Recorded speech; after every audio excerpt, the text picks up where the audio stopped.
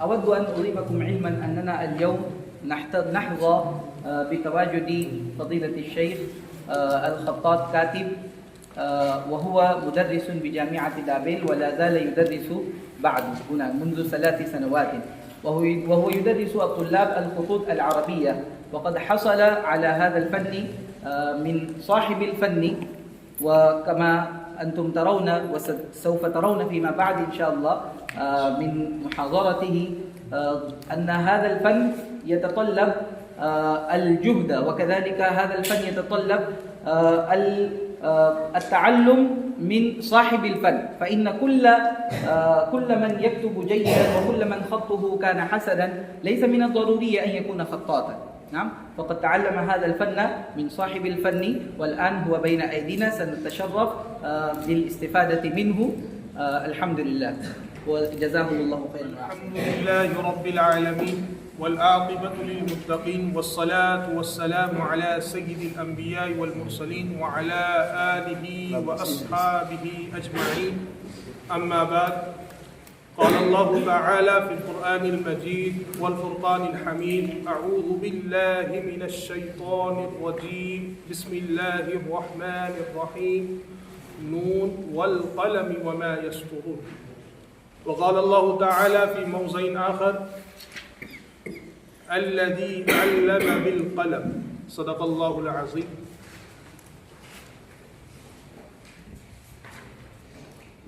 جہاں بھی مدارس کے طلباء کے درمیان میں خطاطی کا تعارف پیش کرتا ہوں تو سب سے پہلے میں ان کو ایک سوال کرتا ہوں، وہی سوال آج آپ کے سامنے دہرانے جا رہا ہوں۔ آپ لوگ مدرسے میں کس چیز کے لیے آتے ہیں؟ بولیے، جواب دیجیے اس کا۔ نہیں، ایک سادے سیدھے الفاظ میں جواب دیجیے۔ پڑھنے لکھنے کے لیے۔ کیا کے لیے آتے ہیں آپ؟ اچھا، پڑھنا تو سمجھ میں آیا، یہ لکھنا کہاں سے آیا؟ پڑھنے لکھنے کے لیے آئے آپ، ہے نا؟ تو پڑھنا یہ لازماً کئی زمانے قدیم سے بولا جا رہا ہے۔ آپ کے بڑے آپ کو تانا دیتے ہوں گے، آپ کو کڑوی کثیری سناتے ہوں گے نہ پڑھنے پر، نہ تعلیم حاصل کرنے پر، تو کیا کہتے ہیں؟ پڑھ لکھ لو تو کیا بنو گے؟ بڑے بنو گے نا، کہتے نہیں کہتے؟ تو پڑھنے کے ساتھ معاً لکھنے کا لفظ استعمال کیا جاتا ہے۔ تو یہ کہاں سے آیا؟ کوئی کہے گا کہاں سے آیا؟ یہ کہیں ہوا سے نہیں آیا، یہ پہلے وحی ہماری جو اللہ کے نبی صلی اللہ علیہ وسلم پر جو پہلی وحی جو نازل ہوئی، اقرأ بسم ربک الذی خلق، اسی کے ساتھ یہ الذی علم بالقلم ہے نا۔ پڑھنا لکھنا کیا ہے؟ وہاں سے ساتھ میں آیا۔ ارے آیا کہ نہیں آیا؟ اچھا، تو لکھنے کی اہمیت زمانے قدیم سے رہی ہے۔ عربی زبان کے موجد کون ہیں مجھے بتائیے؟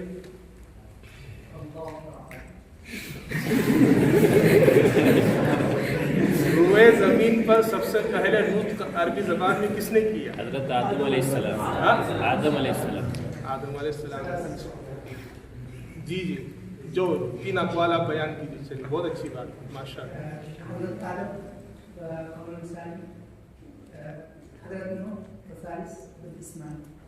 حضرت اسماعیل علیہ السلام، حضرت اسماعیل، تینوں قول ہے تو تیسرے قول کو لیتے ہیں حضرت اسماعیل علیہ السلام، جو اقرب ہے ہمارے لیے۔ تو اسماعیل علیہ السلام نے سب سے پہلے نطق کیا عربی زبان، اور آپ جانتے ہوں گے کہ زمزم کا کنواں جب وجود میں آیا اور وہاں پر اس آبادی بڑھنے لگی اور قافلے وہاں پر ٹھہرنے لگے، تو وہ قافلے کچھ عراق کے اطراف کے تھے، اس طرف کے بھی تھے، تو انہوں نے اس زبان جب آپس میں ملاقاتیں ہوئی، زبان وجود میں آئی عربی زبان، تو ضروری ہی تھا کہ زبان کے لیے رسم بھی تیار ہو جائے، کیونکہ دنیا کے اندر بہت ساری زبانیں ایسی بھی ہیں جو بولی گئی اور وہ بڑے پیمانے پر ان کی اشاعت بھی ہوئی، لیکن ان کو کسی رسوم میں مقید نہیں کرنے کی وجہ سے وہ زبانیں نافذ ہو گئی، چلی گئی دنیا سے، ختم بھی ہو گئی۔ تو زبان کے حفاظت کے لیے رسم کا ہونا بہت ضروری ہوتا ہے، اسی لیے عربی زبان کے لیے جو رسم بنایا گیا سب سے پہلے ابجد حوص ہوتی یہ ترتیب بنائی گئی ہے، جو کلمات طے کیے گئے اس کے لیے، تو مرارہ بن مرہ کا نام آتا ہے جنہوں نے اس کے لیے سب سے پہلے خط تیار کیا، عربی زبان کا رسم تیار کیا، اور انہوں نے یہ متاثر ہوئے، یعنی انہوں نے جو رسم بنایا عربی زبان کا، الف با تا ابجد حوض وقتی، تو نبتی زبان جو قبطی زبان جو عبرانی زبان جو اس سے پہلے بولی جاتی تھی عام طور پر، ان زبانوں سے متاثر ہو کر رسم بنایا۔ اب اس کا نام جو ہے پہلے زمانے میں خط کوفی نہیں تھا، عربی زبان کا جو خط بنا اس کا پہلا نام کیا رہا؟ خط نبتی۔ کیا نام رہا؟ نبتی۔ اب اس کے بعد جو ہے کئی زمانے کے بعد، یعنی رسالت کے پہلے اور رسالت کے بعد، رسالت کے زمانے کے بعد بھی یہی نام اسی نام سے موسوم کیا جاتا ہے۔ اب دیکھیں لکھنے کی اہمیت کتنی ہے۔ ایک واقعے سے میں اس پر روشنی ڈالوں گا کہ غزوہ بدر کا موقع ہے۔ کیا ہے؟ غزوہ بدر کا موقع ہے، اور قیدی لائے گئے، اور جو فدیہ ان کا طے ہوا، تو جو مال تھا کہ اتنا مال دے کر یہ کیا کرے، اپنی جان چھڑا لے۔ اب بعض وہ افراد بھی تھے جو کافرین میں، مشرکین میں، جو فدیے کی رقم ادا نہیں کر سکتے، لیکن ان کو لکھنا آتا تھا۔ تو اللہ کے نبی صلی اللہ علیہ وسلم نے فدیے کے طور پر لکھنا سکھانے کو طے کیا کہ آپ ہمارے اتنے بچوں کو لکھنا سکھائیے، وہی فدیہ قرار دیا جائے۔ اب مجھے بتائیے کہ مدینہ جو ریاست اسلامیہ بن چکی تھی، اور سب سے پہلے جو اس میں جنگ ہوئی، اس کی حیت اور اس کی ماہیت کیا تھی؟ مطلب اس کا آپ تاریخی جائزہ لیں تو وہاں لڑنے کے لیے نہ اونٹ ہے، نہ گھوڑے ہیں، نہ ہتھیار ہے نا، یعنی کتنی کنڈیشن خراب ہے۔ ایسے وقت میں مال کے بدلے لکھنا آپ نے طے کیا فدیے کے طور پر، تو اس کی اہمیت اس سے واضح ہوتی ہے نا۔ ہونا تو چاہیے تھا کہ آپ صلی اللہ علیہ وسلم بضد ہوتے کہ آپ ہم کو مال ہی دے اور فدیہ دے، مال ہی کو فدیے کے طور پر دے اور آپ چلے جائیں، لیکن آپ نے کہا کہ آپ لکھنا سکھا دیں، یہی فدیہ ہو جائے۔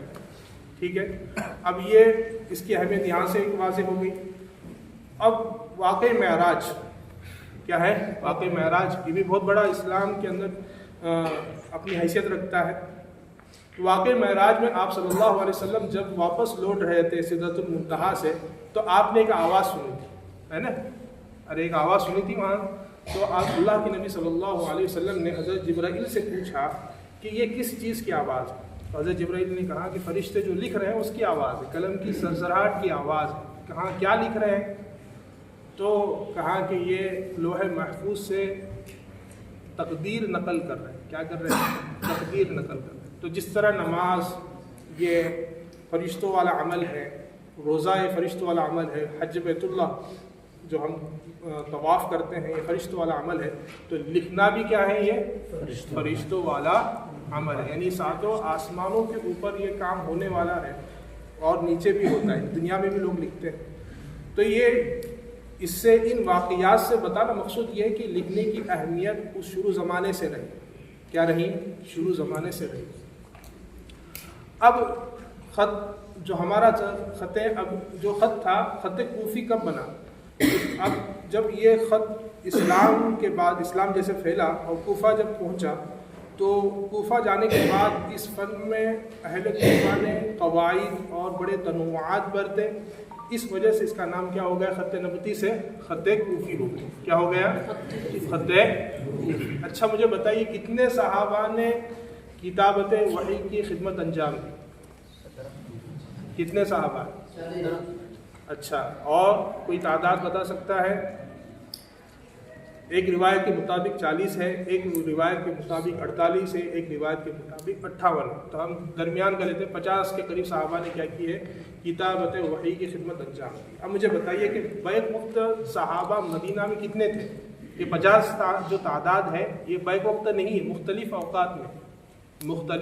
اوقات میں 50 صحابہ نے خدمت انجام دی۔ اب مدینہ کے اندر مجھے بتائیے کہ بیک وقت صحابہ کی تعداد کیا ہوتی تھی؟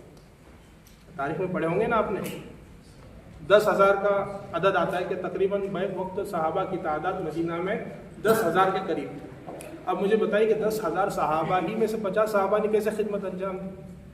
لکھنا تو اکثر جانتے تھے نا، کیونکہ غزوہ بدر کے بعد تو لکھنا عام ہو چکا تھا مدینہ والوں کے درمیان۔ تو یہ اس بات کی طرف اشارہ ہے کہ جن کا خط اچھا اور نمایاں ہوتا تھا انہی کو یہ خدمت انجام دینے کے لیے بلایا جاتا تھا، کسی کو بھی نہیں بلایا جاتا تھا. جو نمایاں ہوتے تھے، جو خطاط ہوتے تھے، انہی کو دعوت دی جاتی تھی اور انہی کو یہ خدمت سپرد کی جاتی تھی. اب مجھے بتائیے کون سے وہ صحابی ہے جن کو حدیث لکھنے کی اجازت اللہ کے نبی نے دی تھی؟ ہاں، عبداللہ بن عمرو بن عاص رضی اللہ. تو یہ ایک تو صحابی ہے کہ جن کو کتابت حدیث کی اجازت دی تھی اللہ کے نبی صلی اللہ علیہ وسلم. کیوں دی تھی؟ اس لیے کہ ان کا خط کافی نمایاں اور بہترین تھا اور یہ امتزاج کر سکتے تھے قرآن اور حدیث کے درمیان، اسی لیے انہی کو اجازت دی تھی. اس لیے بخاری کے اندر ان کے پوتے عبداللہ ہی نام آتا ہے. ان کے پوتے جو ہے اکثر موقوفاً ان سے روایتیں پیش کرتے ہیں، ان کی قراسہ سے، ان کی کاپی سے. تو یہ ہے 7 صحابہ ہیں. جس طرح ہمارا حدیث کا فن سند کے ساتھ تواتر کے ساتھ ہم تک پہنچا ہے، قرات کا فن تواتر کے ساتھ ہم تک پہنچا ہے، اسی طرح خطاطی کا فن بھی ہمارے پاس تواتر کے ساتھ پہنچا ہے. اور 7 صحابہ اس کی اہم کڑی مانی جاتی ہے. 4 خلفائے راشدین ہیں. کون ہیں 4 خلفائے راشدین؟ اور زید بن ثابت، عمرو بن عاص اور امیر معاویہ. عمرو بن عاص نام امیر معاویہ. تو یہ 7 صحابہ ہیں جن سے سند متصل ہے خطاطی کی، اور ہر طبقے میں، تابعین میں، تابعین میں، اس کے بعد مسلسل ہم تک یہ فن پہنچا ہے. تو یہ باسند فن ہے، یعنی کوئی ایسے ہی ایرا گرا فن نہیں ہے. ٹھیک ہے. اب خطاطی کے کئی ادوار ہوئے. 3 دور میں اس کو ہم تقسیم کر سکتے ہیں آسانی کے لیے، آسانی سے سمجھنے کے لیے. پہلا دور تو یہ خلافت والا، یعنی جو نبوت سے متصل والا زمانہ ہے. دوسرا جو زمانہ رہا وہ بنو امیہ اور بنو عباس کا رہا. اور تیسرا جو زمانہ رہا وہ خلافت عثمانیہ.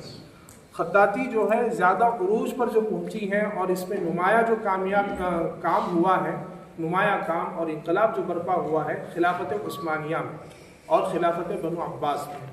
خلافت بنو عباس سے شروع ہوا اور خلافت عثمانیہ میں یہ معراج اس کی انتہا تک پہنچا. اب بنو عباس میں خلیفہ مہدی کے زمانے میں ایک وزیر گزرے ہیں ابن مقلہ شیرازی.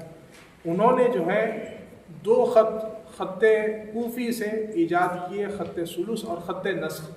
کتنے خط ایجاد کیے ہیں؟ 2 خط ثلث اور خط نسخ. اچھا، خط کوفی کی شکل آپ جانتے ہیں؟ خط کوفی کسے کہتے ہیں؟ دیکھا کبھی کسی نے اس خط کوفی کو؟ اپنا موبائل کھولیے، گروپ کے اندر آپ کو ایک PDF ملا ہوگا، اس PDF کو کھولیے اور پہلا جو اس میں آپ دیکھیں گے صفحہ وہ خط کوفی ہے.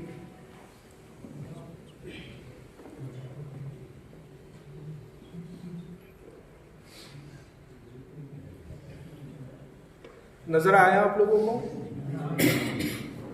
ارے دیکھا کوئی پڑھ پائے گا اس کو کیا لکھا ہوا ہے؟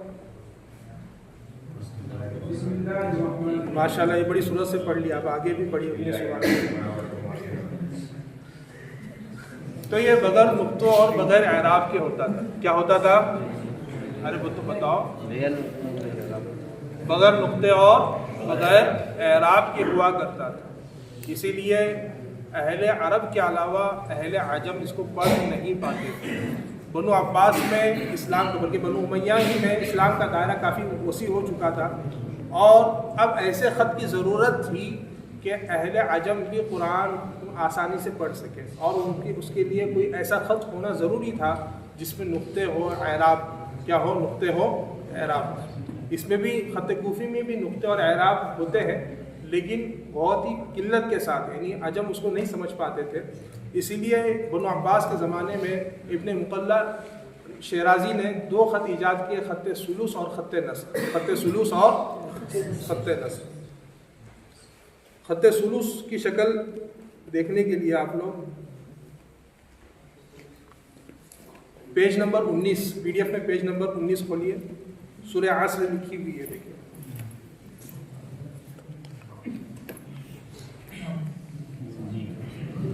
آئی نظر؟ یہ خط ثلث ہے. خط ثلث اور خط نسخ. اسی کے اوپر پیج نمبر 18 میں خط نسخ سورہ فاتحہ اور سورہ بقرہ کا پہلا صفحہ، پہلی سورت ہے. نظر آیا؟ یہ دو خط ایجاد کی کس نے؟ ابن مقلہ دونوں کہا جاتا ہے، شیرازی نے۔ یہ وزیر اعظم رہ چکے ہیں خلیفہ مہدی کے زمانے میں، اور کافی ذہین فطین تھے، عالم بھی تھے۔ انہوں نے دو خط ایجاد کیے، ان کے ساتھ بڑا ناروا سلوک بھی ہوا، حسد کی وجہ سے ان کا ہاتھ بھی کاٹا گیا، دائیں ہاتھ سے لکھا کرتے تھے، پھر جیل میں ڈالا گیا۔ اب اس زمانے میں بائیں ہاتھ سے انہوں نے لکھنا شروع کیا تھا، انہیں اتنا لکھنے کا ان کو شوق تھا، اتنا جذبہ تھا، تو انہوں نے انقلاب لایا خطاطی میں، کیونکہ ایک ہی خط چلا تھا بنو امیہ سے اب تک، خلافت کے زمانے سے، بنو امیہ کے زمانے سے اب تک۔ اب یہ دو خط ایجاد ہوئے۔ اب خط سلوس اور خط نسخ کا مقصد یہ تھا کہ خط سلوس یہ مساجد کے آرائش اور زیبائش کے لیے استعمال ہوتا تھا، اور خط نسخ جو دیکھ رہے ہیں یہ قرآن کا خط القرآن بھی کہتے ہیں، قرآن شریف لکھنے کے لیے اس کا شروع زمانے سے استعمال ہوتا ہے۔ اس کے نیچے صفحہ نمبر 20 میں دیکھیں، خط سلوس ہی کی دوسری قسم ہے خط سلوس جلی، نظر آئی آپ کو؟ لا تقنطوا من رحمت اللہ لکھا ہوا ہے، یہ جو درمیان میں جلی حروف میں جو لکھا ہوا ہے اسے کہتے ہیں خط سلوس جلی۔ جلی اس لیے کہا جاتا ہے کہ یہ 3 نمبر قلم سے اوپر کی طرف سے لکھا جاتا ہے، اسی لیے اس کو جلی کہا جاتا ہے، یعنی خط سلوس خفی اور جلی۔ آخری جو صفحہ ہے، صفحہ نمبر 20-21 وہ کھولے۔ خط سلوس ہی سے ایک قسم بنی خط محققہ، قال رسول اللہ صلی اللہ علیہ وسلم، آپ دیکھ رہے ہیں یہ کیا ہے؟ خط محققہ۔ اور اسی کو اگر آپ چھوٹے انداز سے، چھوٹے قلم سے لکھیں گے اس کو کہیں گے خط ریحان۔ نیچے جو حدیث لکھی ہوئی ہے وہ کیا ہے؟ خط ریحان۔ یہ بھی بہت کثرت سے شروع زمانے میں استعمال ہوتا تھا۔ اب جب سلوس اور نسخ، یہ اللہ تعالیٰ نے ان دو خطوط کو کافی مقبولیت بخشی، اس وجہ سے یہ دو خطوط کا چلن بند ہوا، اور آج ابھی اس زمانے میں شروع زمانے سے لے کر اب تک خط سلوس اور نسخ ہی زیادہ عام رہے۔ پہلے زمانے میں خط محققہ اور خط ریحان کے اندر بھی قرآن شریف لکھنے کا رواج رہا ہے۔ ہندوستان کے بہت سارے قدیم نسخے، یعنی مغلیہ سلطنت سے پہلے اور مغلیہ سلطنت کے زمانے کے ایسے بھی کچھ نسخے آپ جو پرانے کتب خانے ہیں، جیسے رضا لائبریری رامپور کی ہیں، اس میں آپ جا کے دیکھیں گے، اسی طرح ٹونک آپ کے قریب ہے، یہاں آپ جا کر دیکھیں گے تو آپ کو کچھ نسخے قرآن شریف کے اس خط میں ملیں گے، خط محققہ اور خط ریحان میں۔ اچھا، ہندوستان میں قدیم جو نسخے آپ کو قرآن شریف کے اکثر جو نظر آئیں گے مغلیہ سلطنت کے یا اورنگزیب رحمۃ اللہ علیہ کے زمانے کے، تو وہ خط نسخ نیروزی میں، خط نسخ کون سے؟ نیروزی۔ خط نسخ نیروزی یعنی ایران والوں نے تھوڑی سی اس میں ترمیم برتی، اس لیے اس میں خط نیروزی سے موسوم کیا جاتا ہے، ورنہ خط نسخ وہی جو آپ نے اوپر دیکھا کچھ دیر پہلے صفحہ نمبر 19 میں۔ اچھا، تو اب یہ دو خطوط جو ایسے ہیں اتنے مشکل ہیں، خط سلوس اس کو تاج الخط بھی کہتے ہیں۔ کیا کہتے ہیں؟ خط بھی کہتے ہیں، اس لیے کہ سب سے زیادہ خوبصورت بھی ہے۔ کیا ہے؟ خوبصورت ہے، اور سب سے زیادہ مشکل بھی ہے۔ کیا ہے؟ سب سے زیادہ مشکل ہے۔ حسن چلبی، جو حافظ حسن چلبی بہت بڑے خطاط ہیں، ہمارے استاذ کے استاذ ہیں، یعنی استاد الاساتذہ ماشاء اللہ ابھی حیات ہیں۔ وہ کہتے ہیں کہ انہوں نے حامد آمدی سے تقریباً 2.5 سال صرف ربی یسر ولا تعسر ربی تمبین بالخیر سلوس میں لکھتے رہے، اور وہ روزانہ تصحیح کرتے تھے۔ 2.5 سال کے بعد اپنے استاذ کے پاس گیا اور کہنے لگے کہ مجھے بخش دو، میں اس فن کے لیے بنایا نہیں گیا۔ پھر ان کے استاذ نے سبق آگے بڑھا دیا، کیا کر دیا؟ سبق۔ لیکن وہ 2.5 سال کا فائدہ یہ ہوا کہ آج ان کا جو بھی ٹکڑا جو بنتا ہے لکھا ہوا، آج ان کا مارکیٹ کے اندر لاکھوں روپے قیمت لگائی جاتی ہے۔ کس کی؟ ان کے ٹکڑے کی۔ تو کس وجہ سے لگائی جاتی ہے؟ جو انہوں نے اس کو اتنا وقت دیا، اس کو سمجھا۔ تو یہ بہت مشکل خط مانا جاتا ہے۔ اب خط سلوس اور نسخ کے بعد خلافت عثمانیہ میں، کیونکہ ترکی میں جب اسلام پہنچا تو ترک والوں نے اپنی زبان کے رسم الخط کے لیے، ترکی زبان کے لیے عربی رسم الخط کو چنا. کس کو چنا؟ وہاں عربی رسم الخط عام ہوا. لیکن یہ دو خط بہت مشکل مانے جاتے تھے لکھنے کے لیے. آپ کو پہلی مشق کرنا پڑتی تھی. مطلب مجھے اگر ایک صفحہ لکھنا ہے خط نسق میں یا خط ثلث میں ایک سطر لکھنا ہے تو پہلے گھنٹوں مجھے مشق کرنا پڑتا. کیا کرنا پڑے گی؟ گھنٹوں مشق کرنا پڑیں گی. پھر جا کے میں کوئی ایک صفحہ اچھے سے لکھ کر آپ کو دوں. فی البدیہہ اگر لکھنا چاہوں تو لکھ نہیں سکتا. یعنی اچھا لکھنا تو ایسے بھی لکھ لیں گے، لیکن اصول کے اعتبار سے لکھنا چاہے تو نہیں لکھ سکتے. اس لیے ایسے خط کی ضرورت تھی کہ اس کو فی البدیہہ اگر آسانی سے کوئی لکھنا چاہے لکھ سکتے. اسی لیے خلافت عثمانیہ میں اثر عزت آفندی رحمۃ اللہ علیہ نے دو خط اس کے لیے ایجاد کیے، خط رقا وقا. خط رقا وقا آپ نے دیکھا ہوگا. خط رقا صفحہ نمبر آپ کے سامنے کھلا ہے، 12 نمبر صفحہ پڑھے. الہاکم التکاثر نظر آئی آپ کو؟ یہ خط رقا. اس کے موجد کون ہے؟ اثر عزت آفندی. انہوں نے دو خط ایجاد کیے، دو بلکہ 3 خط. خط رقا، اسی طرح خط دیوانی اور اسی طرح خط دیوانی. خط دیوانی یہ عامتاً یہ تو مدارس کے طلباء کے لیے، اخبار و رسائل کے لیے خط رقا کا استعمال ہونے لگا. فوراً لکھا جا سکتا تھا آسانی کے ساتھ، اور سب سے سہل عربی خطوط میں اگر کوئی خط سب سے آسان ہے تو خط رقا. اور خط دیوانی، خط دیوانی کی شکل آپ دیکھیں گے صفحہ نمبر 6 اور 7 میں.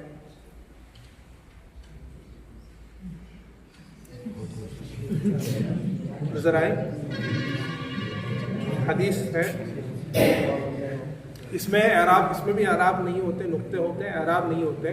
خط دیوانی اس لیے کہا جاتا ہے اس لیے کہ یہ اس زمانے میں سلطنت عثمانیہ کے دیوانوں میں اور قاضیوں کے فیصلوں میں اور بادشاہوں کے فرامین میں اس خط کا استعمال ہوتا تھا، کیونکہ سرعت سے لکھنا ہوتا تھا. اور سرعت سے لکھنے کے لیے لپیٹی لکھنا، مطلب جلدی جلدی لکھنے کے لیے خط استعمال ہوتا تھا. اسی طرح اس کے جو بادشاہ اور گورنر کے درمیان جو مخفی خط و کتابت ہوتی تھی، جو فرامین ہوتے تھے، یہ خط دیوانی ہی میں کیے جاتے تھے. یہ خط دیوانی خفی کی شکل ہے، اور خط دیوانی جلی کی شکل جو ہے آپ دیکھیں گے صفحہ نمبر 16-17 میں، 16-15 کے اندر دیکھیں گے. دیکھیں، ان اللہ و ملائکتہ یصلون علی النبی. نظر آیا؟ خط دیوانی جلی میں، جلی. تو یہ فرامین جیسے جلی میں اوپر عنوان لکھنا ہوتا ہے، خط فرمان سلطنت میں کوئی اگر بڑا جلی عنوان لکھنا ہوتا تھا اس میں لکھتے تھے، اور نیچے دیوانی خفی میں پورا فرمان لکھتے تھے. تو یہ عامت اس کے لیے استعمال ہوتا تھا اس زمانے میں. اس کے لیے اس کی تختیہ بھی نہیں ملتی، یعنی شروع زمانے میں اس کو مخفی رکھنے کے لیے اس خط کو عام نہیں کیا گیا تھا. یہ صرف بادشاہ کے حد تک تھا، یعنی سلطنت کے حد تک محدود تھا. اس کی تختیہ عامت جیسے با الف جیم الف کی تختیہ بھی عام نہیں ہوتی، صرف مفردات کی تختیہ عام ہوئی تھی. اب کے زمانے میں اس کی تختیہ عام ہو گئی، ہر کوئی اس کو سیکھ سکتا ہے. اس زمانے میں صرف انہی لوگوں کے لیے تھا جو بادشاہ کے دربار میں منشی کی خدمت انجام دیتے تھے، ان کے لیے خاص تھا. اچھا، یہ دو خط ہوئے. اب یہاں اسلام جو ہے ایران بھی پہنچا، تو ایران میں زبان فارسی تھی، اور فارسی کا رسم الخط کچھ اور تھا. آپ گوگل کر کے دیکھ سکتے ہیں، زبان قدیم فارسی زبان کا جو خط رسم الخط آپ کو وہاں نظر آئے گا. ایران والوں نے کہا کہ ہمارا بھی رسم الخط جو ہے عربی سے میل کھاتا ہوا ہونا چاہیے. تو انہوں نے جو ہے ایک خط ایجاد کیا، میر علی تبریزی کا نام آتا ہے، میر علی تبریزی کا. انہوں نے خط نستعلیق ایجاد کیا. خط نستعلیق دیکھیں صفحہ نمبر 10 میں، کل من علیہا فان.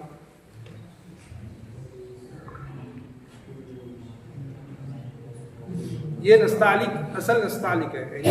ہمارے یہاں جو آپ دیکھتے ہیں، جو کتابیں آپ کی جو نظر آتی ہیں، وہ نستعلیق دہلوی یا لاہوری ہوتا ہے، اور طریقے کے اس میں ابھی بن گئے. بہت سارے کمپیوٹر نے بہت سارے اس میں بنائے ہیں، فیض ہے اور نوری نستعلیق وغیرہ ہے. تو اصلاً جو ہے دو ہے، لاہوری، دہلوی اور لکھنوی. 3 طرز اس میں بنیادی حیثیت رکھتے ہیں. لیکن جو آپ کے سامنے جو تصویر ہے یہ فارسی نستعلیق، اصل اساس جسے کہتے ہیں، یہ اصل نستعلیق ہے. مغلیہ سلطنت میں جو نستعلیق عام ہوا اردو زبان جب وجود میں آئی، پہلے زبان کون سی تھی ہماری ہندوستان کی؟ فارسی اور سنسکرت اور ہندی سے مل کر جو وجود میں آئی اردو کے لیے اب زبان جب وجود میں آئی تو رسم الخط کا مسئلہ ہے کہ رسم کون سا استعمال کیا. کسی نے کہا کہ ہندی جو رسم داون گری جسے کہتے ہیں وہ رسم اس میں استعمال کیا جانا چاہیے. بعضوں نے رائے دی کہ جو فارسی ہی سے اکثر الفاظ اس کے اندر فارسی ہی کے ہیں تو فارسی ہی کا رسم ہم اپنائیں تو بہتر ہے. تو شروع میں فارسی نستعلیق ہی استعمال کیا جاتا تھا اردو کے لیے. پھر اردو والوں نے جو ہے اپنا ایک مستقل دہلوی لاہوری لکھنوی طرز اس میں اپنایا. اصل نستعلیق یہی ہے. تو یہ مختصر سی تاریخ آپ کے سامنے ہم نے پیش کی خطاطی کی. تو 3 ادوار میں ہم کو اس کو سمجھنا ہے. کون سا؟ پہلا خلافت راشدہ اور بنو امیہ، پھر بنو امیہ، بنو عباس اور خلافت عثمانیہ. تو یہ مختصر تاریخ آپ کو ذہن میں رہے گی یاد. اچھا تو اب سیکھنے کا طریقہ کار کیا ہوگا یہ بھی ایک ہے. تو یہ تو تعارف ہو گیا، فن کا تعارف ہو گیا، خطوط کے نام آپ کو معلوم ہو گئے. اور اس میں سب سے آخری صفحہ جو آپ کے سامنے کھلا ہے نظر آیا، سورہ فاتحہ لکھی ہوئی ہے. جو خطوط زیادہ استعمال میں نہیں ہے وہ خطوط آپ کے سامنے پیش کر رہے ہیں. خط رقا، اپنے خط رقا ہا کے ساتھ سنا تھا، اب یہ خط رقا ہے بغیر ہا کے. نظر آیا سورہ فاتحہ؟ یہ خط رقا ہے. یہ شروع میں جو خط رقا ایجاد ہوا یہ کسی سے لیا گیا ہے. ماخذ یہ ہے، ماخذ کیا ہے؟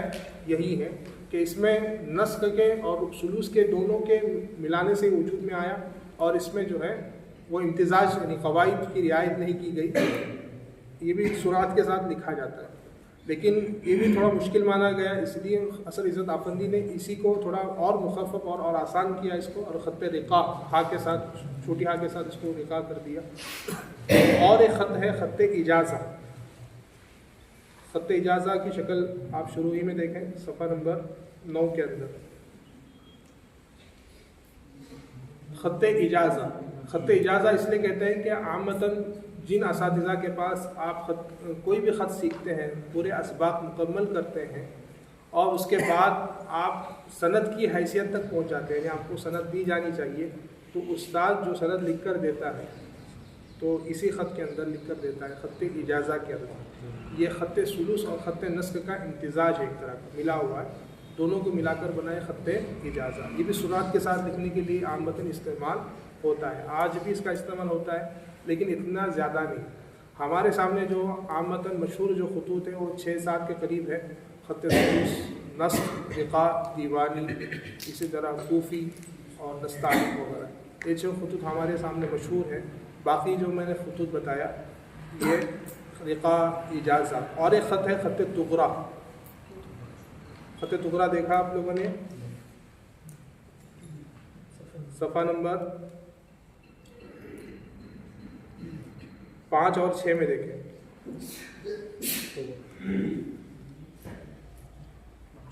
یہ کوئی خط مستقل خط نہیں ہے. جو یہ حیولہ بنا ہوا ہے، جو شکل بنی ہوئی ہے، اسے کہتے ہیں تغرا. کیا کہتے ہیں؟ اسے کہتے ہیں تغرا. یہ عامتاً سلطنت عثمانیہ میں جو بادشاہ ہوتے تھے یہ بذات خود بہت بڑے خطاط ہوتے تھے، تو وہ اپنی مہر اسی حیولہ اور اسی شکل میں بناتے تھے، اسی لیے اس کا نام بنایا گیا خط تغرا. اس میں جو خط استعمال ہوتا ہے خط اجازہ، یعنی یہ جو بنانے میں مہر بنانے میں جو خط استعمال ہوتا ہے وہ خط اجازہ. اور خط سلوس استعمال کیا جاتا ہے، خط نسخ استعمال کیا جاتا ہے. یہ جو 3 عمودی شکل دیکھ رہے ہیں، کھڑی لکیر ہے، تو یہ اسی کا نام کیا ہے؟ خط تغرا ہے. کوئی مستقل خط نہیں ہے، بس شکل کا نام ہے خط تغرا، اس لیے اس کو خط تغرا کہتے ہیں. نیچے اوپر آپ نے حدیث بھی دیکھے ہوں گی، پڑھیے کیا لکھا ہوا ہے. حدیث کیا ہے؟ قال علیہ السلام. کوئی پڑھ رہا ہے؟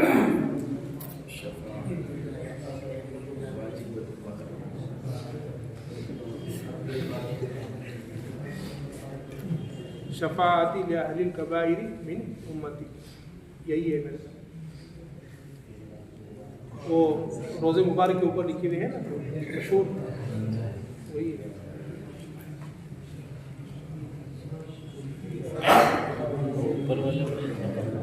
اچھا یہ 5 4 اور 5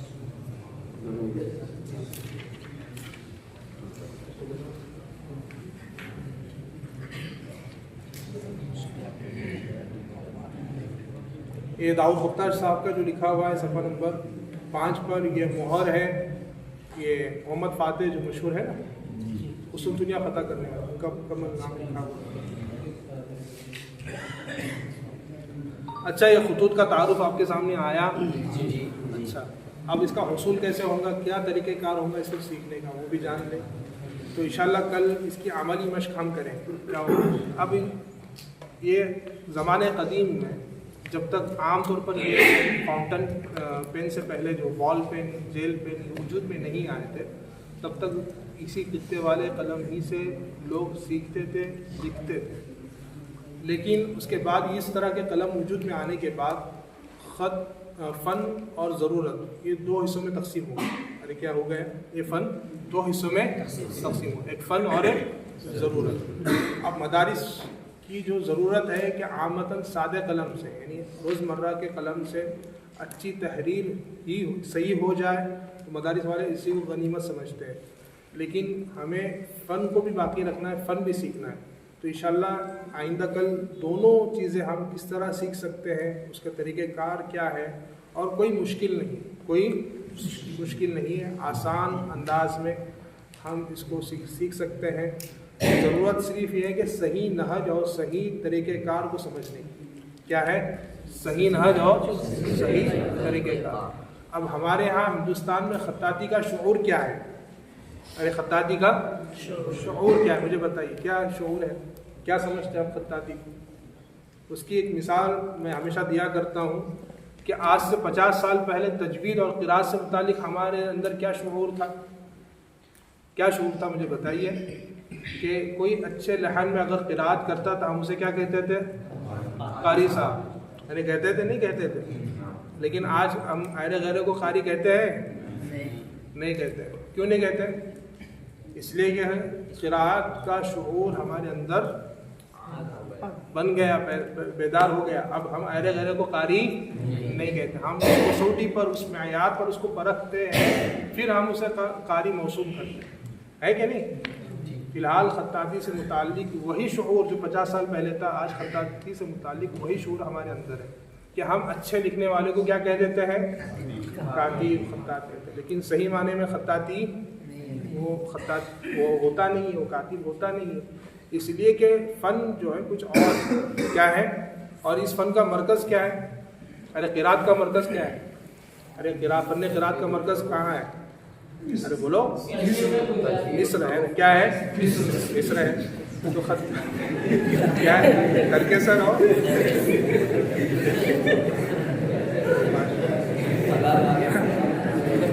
فی الحال ہندوستان کے لیے وہی ہے۔ تو دھاویل اور ترکے سر کہہ رہے حضرت خطاطی کا جو مرکز ہے فن کا وہ ترکی ہے۔ کیا ہے؟ ترکی۔ ہم عامةً ایک جملہ سنتے ہیں زمانے قدیم سے کہ قرآن نازل ہوا مکہ میں، پڑھا گیا مصر میں، سمجھا گیا اور صحیح معنوں میں اسے لکھا گیا ترکی میں۔ کہاں؟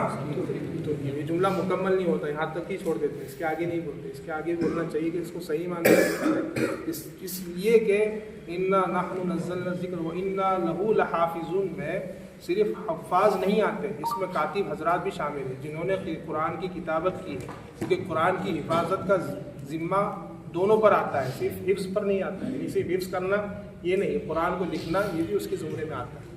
کیا آتا ہے؟ تو وہ بھی اس میں شامل، اس صف میں شامل ہے۔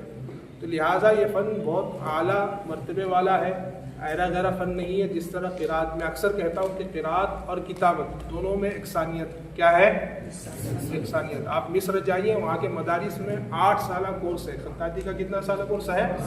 ہمارے جتنا ایک عالمیت کا ہے نا، فضیلت کا جو نصاب 7-8 سال کا ہے، اسی طرح ایک نصاب وہاں پر خطاطی کے لیے 8 سال۔ تو قراءت اور کتابت دونوں کیا ہے؟ دونوں میں کیا ہے؟ یکسانیت ہے۔ جتنا مشق، جتنا وقت اس میں لگتا ہے اتنا ہی وقت خطاطی میں لگتا ہے۔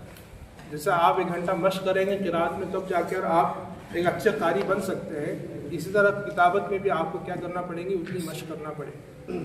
سمجھ میں آیا؟ تو سیکھنے کے لیے سب سے پہلے صحیح مراجع کیا کرنا ہے؟ آپ کو صحیح مراجع کی طرف رجوع کرنا ہے اور صحیح استاذ کے سامنے بیٹھ کر اس کو حاصل کرنا ہے۔ حضرت علی رضی اللہ تعالیٰ عنہ کا قول ہے الخط مخفی فی تعلیم الاستاذ، خط کا مخفی ہے، چھپا ہوا ہے استاذ کی تعلیم، وقوامہ فی کثرت المشق، اور اس کی مضبوطی کس میں ہے؟ کثرت مشق میں ہے۔ بہت سارے خطاط انسٹاگرام پر اور اس طرح آن لائن نظر آتے ہیں، لکھتے ہیں، ان سے پوچھا جاتا ہے کہ آپ نے کہاں سیکھا، تو وہ کہتے ہیں کہ حضرت یوٹیوب سے سیکھا ہے۔ کس سے سیکھا ہے؟ حضرت۔ تو یہ یوٹیوب سے سیکھنے والا فن نہیں ہے۔ سیکھ سکتے، دیکھ سکتے، بڑے بڑے اساتذہ کے ویڈیو موجود ہیں، لیکن وہ رہنمائی کے لیے، سیکھنے کے لیے ان کو استاذ بنا کر آپ نہیں سیکھ سکتے۔ استاذ ہی آپ کو بتائے گا، رہنمائی کرے گا کہ کون سا ویڈیو آپ کو دیکھنا ہے، کیا اس پہ سمجھنا ہے، کیا چیزیں دیکھنا ہے۔ جیسے آپ عربی کا بہت سارا ڈاٹا یوٹیوب پر موجود ہے نا، عربی بول چال کے بہت سارے کورسز، بہت سارے لوگوں نے اس پہ بنائے ہوئے ہیں۔ یوٹیوب کھولیں گے تو آپ کو ہزاروں چینل آپ کے سامنے نظر آئے، لیکن پھر بھی آپ یہاں تشریف لائے نا، کس لیے لائے؟ استاد سے صحیح طور سے سیکھنے کے لیے۔ وہی چیز اس میں بھی ہوتی ہے۔ ٹھیک ہے، تو آئندہ کل انشاءاللہ ہم لوگ عملی طور پر اس کو سیکھیں گے اور دیکھیں گے کہ کس طرح اس کو سیکھا جائے۔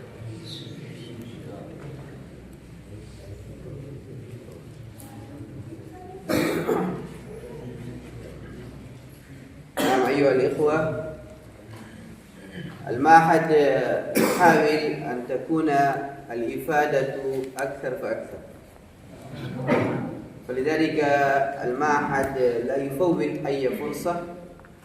أستاذ من أساتذتكم الأخ أبو ذر هو أخبرني أن هناك من أصحابه من الأساتذة يجيد الكتابة وهو ماهر، فقدمنا إليه الدعوة وهو حضر إلينا والآن بين أيدينا، وقد قدم إليكم المحاضرة، وأنتم إن شاء الله عز وجل تتعلمون منه الكتابة.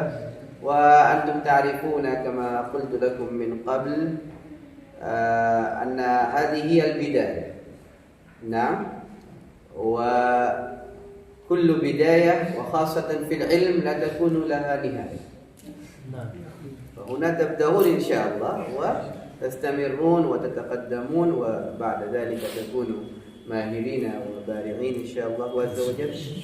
والآن لكم الفرصة لاستعداد صلاة العصر. نعم.